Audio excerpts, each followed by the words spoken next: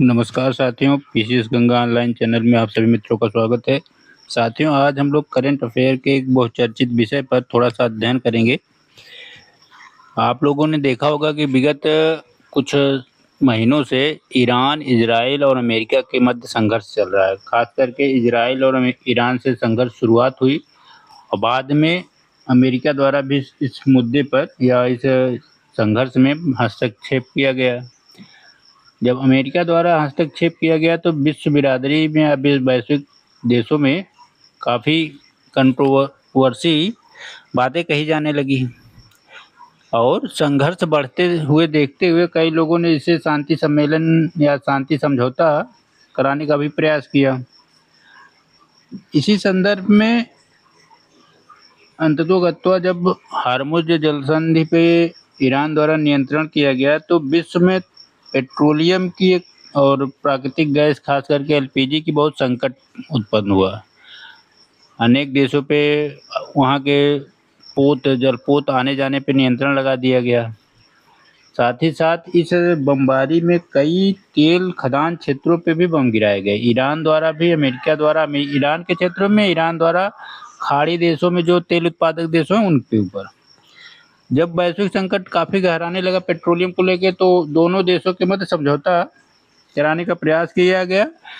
2-3 चरण में यह प्रयास किया गया लेकिन सफल नहीं हुआ। अंततोगत्वा अभी हाल ही में जून में यह समझौता संपन्न हुआ। ठीक, डोनाल्ड ट्रंप बहुचर्चित व्यक्तित्व हैं विश्व बिरादरी में। ये आज कुछ बोलते हैं, कल कुछ बोलते हैं।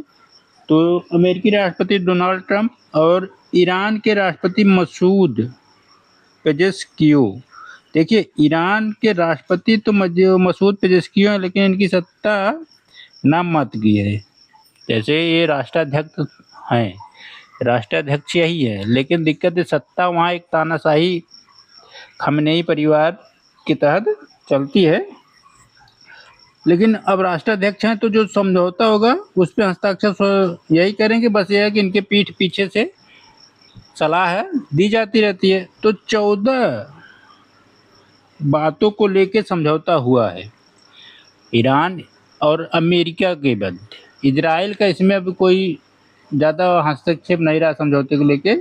जो चीज़ें आपस में सहमति बनी ईरान और अमेरिका के मध्य, तो कुल 14 बातों पे लेके सहमति हुआ जिस पे दोनों राष्ट्रपति ने हस्ताक्षर किए हैं। ठीक, इस समझौते का उद्देश्य है दोनों देशों के बीच दशकों से चलिए। ईरान का मैंने बहुत पहले एक वीडियो बनाया था जिसमें बताया था कि ईरान का इतिहास और ईरान से अमेरिका का संघर्ष क्यों शुरू हुआ, अमेरिका का ईरान के विषय पे लेके क्यों संघर्ष शुरू हुआ उसके विषय में, और ईरान के इतिहास के बारे में मैंने बहुत पहले एक वीडियो बनाया था। आप लोग अगर प्लेलिस्ट में जाएंगे तो आपको मिल जाएगा। तो दशकों से चले आ रहे तनाव को कम करना और विगत 60 दिनों में जो संघर्ष चला है उस मुद्दे को लेकर एक अस्थायी शांति समझौता करने का बात बनी। 2015 में JCPOA के तहत अधिक व्यापक मुद्दा बनाया गया। केवल परमाणु मुद्दे तक सीमित नहीं रहा है या अनेक मुद्दों तक इसका विचार विमर्श आपस में किया गया। साथ ही साथ ईरान और अमेरिका के जो संबंध है इसका पुनर्गठन किया जाएगा। ठीक, आपस में जो एक असहमति या अविश्वास का माहौल है उसको सुधारा जाएगा।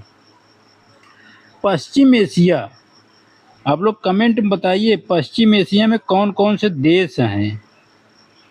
ठीक, अगर कल को प्रश्न पूछ ले और 4 ऑप्शन दे दे कि इनमें से कौन पश्चिम एशिया का देश नहीं है तो कम से कम इतना पता होना चाहिए कि पश्चिम एशिया में कौन कौन से देश गिने जाते हैं। ठीक, मैंने यूक्रेन, रूस, ईरान, इजराइल के पड़ोसी देशों पर एक वीडियो बनाया था क्योंकि इनमें ये चर्चित देश हैं तो इनके पड़ोसी देशों से संबंधित प्रश्न पूछा जा सकता है। क्योंकि अभी हाल ही में आरओ का जो मेंस हुआ तो उसमें इजराइल के पड़ोसी देश को पूछ लिया था। ठीक, तो हो सकता है ईरान का पूछ ले आपसे, या ना पूछे तो रूस का पूछ ले, यूक्रेन का पूछ ले। तो ध्यान रखिएगा। पश्चिम एशिया के देशों की सूची बताइएगा। वैश्विक ऊर्जा सुरक्षा व्यापार को सकारात्मक महत्व देना है। ठीक,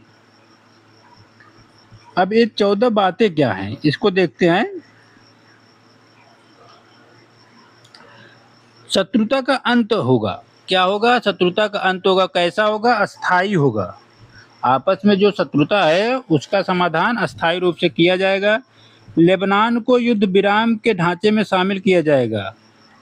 ईरान का कहना था कि जब तक लेबनान के मुद्दे पे चर्चा नहीं होगी तब तक ईरान शांति समझौता नहीं करेगा, इसलिए जो भी शांति समझौता होगा उसमें लेबनान की भी सहमति और एक पक्ष रहेगा।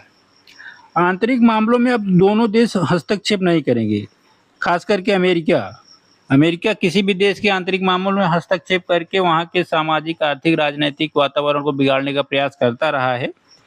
तो ईरान का मुख्यतः मानना है कि अमेरिका हमारे आंतरिक मामलों में हस्तक्षेप नहीं करेगा। ठीक, 60 दिनों की वार्ता अवधि, यह जो सहमति बनी है ये 60 दिन की बनी है। अगर 60 दिनों के अंदर अमेरिका, इजराइल या ईरान द्वारा एक दूसरे के विरोध में कोई आक्रामक नीति अपनाई गई या कुछ विरोध प्रदर्शन किया गया या कोई कूटनीतिक संधियां की गई तो यह संधि स्वतः समाप्त हो जाएगी। ठीक, अमेरिकी नौसैनिक नाकाबंदी की पूर्ण समाप्ति। अमेरिका जो अरब सागर में जो अमेरिका नाकाबंदी कर रहा था उस मुद्दे पे कहा गया कि इसकी पूर्ण समाप्ति की जाएगी। ठीक, अरब सागर में अमेरिका का एक नौसैनिक अड्डा है।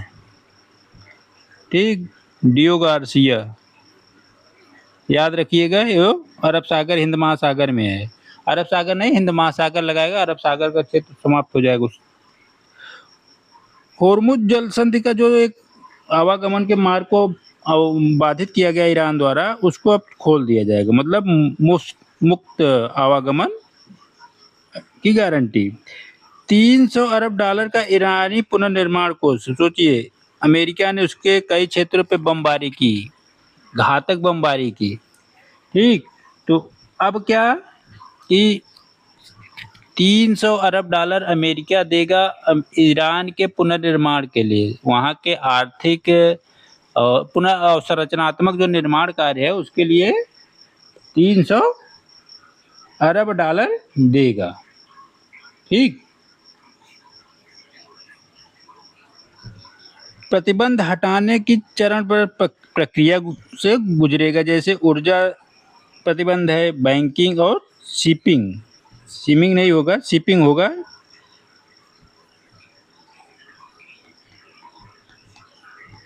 ठीक, परमाणु हथियार न बनाने की प्रतिबद्धता, ये ईरान द्वारा दिया गया है, क्योंकि अमेरिका का और इजराइल का शुरू से कहना है कि ईरान जो है वह परमाणु हथियार बना रहा है।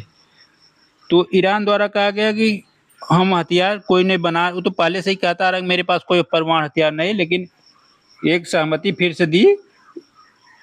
साथ ही साथ 60% संवर्धित यूरेनियम भंडार रखने की अनुमति अमेरिका द्वारा दी गई। रणनीतिक यथास्थिति का रखरखाव, सैन्य गतिविधियों पर रोक, मानवीय व्यापार और बैंकिंग कार्यों हेतु अंतरिम प्रतिबंध राहत दिया गया, मतलब सहमति बनी। विदेशी संप्रभु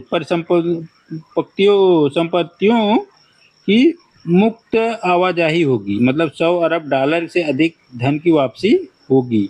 संयुक्त कार्यान्वयन निगरानी तंत्र की स्थापना की जाएगी। वार्ताकारों के लिए प्राथमिकताओं का क्रमबद्ध एजेंडा तैयार किया जाएगा। अंतिम समझौते को संयुक्त राष्ट्र सुरक्षा परिषद के अनुमोदन से वैधता प्रदान की जाएगी। ठीक, तो इस तरह से ये 14 मुख्य बातें इस सहमति में बनी। ठीक,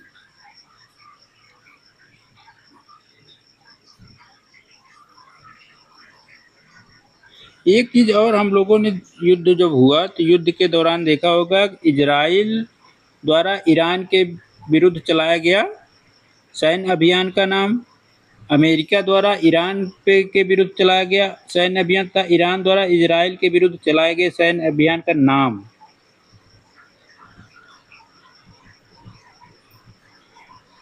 जानते हैं, ये कभी भी एग्जाम में पूछा जा सकता है। ये तीनों नाम, 3 नाम हैं। एक इजराइल चलाता है ईरान के विरुद्ध, ठीक। ऑपरेशन राइजिंग लायन, याद रखिएगा, ये नाम पूछा जा सकता है। इजराइल चलाता है ऑपरेशन राइजिंग लायन, ठीक। ऑपरेशन राइजिंग लायन ये इजराइल द्वारा ईरान के विरुद्ध चलाया जाता है। ईरान क्या चलाता है? ईरान इजराइल के विरुद्ध चलाता है ऑपरेशन टू प्रॉमिस, ठीक। Operation true promise. अमेरिका द्वारा इजराइल के विरुद्ध कौन सा अभियान चलाया जाता है जिसके तहत खमेनेई मारे जाते हैं? उसके तहत था ऑपरेशन मिडनाइट, रात में चलाता है। तो याद रखिएगा क्या था? Operation midnight. ये तीनों याद रखिएगा, लिख लीजिए कहीं भी, मिडनाइट हैमर। 3 ऑपरेशन थे। एक था ऑपरेशन राइजिंग लायन, ठीक। ये इजराइल चलाता ईरान के विरुद्ध, और ईरान चलाता इजराइल के विरुद्ध ऑपरेशन ट्रू प्रॉमिस, ठीक। ऑपरेशन टू नहीं है, ट्रू प्रॉमिस है।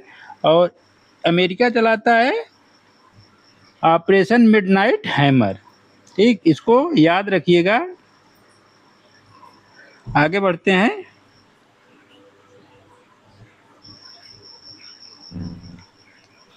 देखिए इसके सकारात्मक परिणाम क्या हो गया। अब जो पेट्रोलियम की आवाजाही है, होर्मुज जल संधि खुल जाने से वैश्विक देशों में जो तेल की कीमतें बढ़ने लगी, यहाँ अरब क्षेत्रों से तेल का निर्यात बाधित हुआ, वो अब खुल गया है। मतलब तेल का आवागमन जलपोतों द्वारा होने लगेगा। तो वैश्विक व्यापार में एक परिवर्तन आएगा। ऊर्जा आपूर्ति बाधित जो हुई थी वह अब सुरक्षित होगी, मतलब उपलब्ध होने लगेगी। ईरान की अर्थव्यवस्था के पुनर्निर्माण के लिए $300 अरब का कोष मिल जाएगा। क्षेत्रीय तनाव कम होगा। ईरान के पड़ोसी देश खास करके सऊदी अरब, यूएई, यमन, ये सब अमेरिका के इशारे पे ज़्यादातर कार्यों का संचालन करते हैं, ठीक। तो क्षेत्रीय तनाव बढ़ा, वो कम होगा। युद्ध की आशंका घटेगी। एक युद्ध की जो तीसरे विश्व युद्ध की आशंका बनी हुई थी उसमें कमी आएगी। नागरिकों के लिए त्वरित राहत राशि जारी की गई। बैलिस्टिक मिसाइल कार्यक्रम पर कोई प्रतिबंध नहीं लगाया गया है, अर्थात बैलिस्टिक मिसाइल ईरान बना सकता है। ईरान के क्षेत्रीय प्रॉक्सी नेटवर्क पर कोई स्पष्ट प्रावधान भी नहीं किया गया है। चुनौतियां या कमी क्या थी? ये सकारात्मक परिणाम अच्छे हैं। IAEA निगरानी प्रोटोकॉल की पूर्ण बहाली का, मतलब जो ऊर्जा नीतियों को देखता है जो संगठन, उससे तो कोई बात ही नहीं चर्चा की गई। भविष्य में अमेरिकी प्रशासन द्वारा एक तरफा वापसी की संभावना है, मतलब ईरान में भी अमेरिकी प्रभाव बढ़ सकता है। समझौते की सफलता आपसी विश्वास और निरंतर वार्ता पर निर्भर करेगी, अर्थात दोनों देश जब तक आपसी विश्वास बनाए रखेंगे तब तक शांति बहाल रहेगी। जैसे ही कोई अशांति का वातावरण क्रिएट किया गया या कूटनीतिक संधियां की गई, फिर से युद्ध प्रारंभ हो सकता है। आगे की राह में क्या होना चाहिए? देखिए ये सब मेंस में पूछे जा सकते हैं, ठीक। IAEA निरीक्षण को पूर्ण रूप से बहाल किया जाए। परमाणु कार्यक्रम में पारदर्शिता और विश्वास बढ़ाया जाए। मिसाइल नियंत्रण और क्षेत्रीय सुरक्षा समझौते को आगे बढ़ाया जाए। बहुपक्षीय आर्थिक साझेदारी को बढ़ावा देकर प्रतिबंध वापसी को और महंगा किया जाए।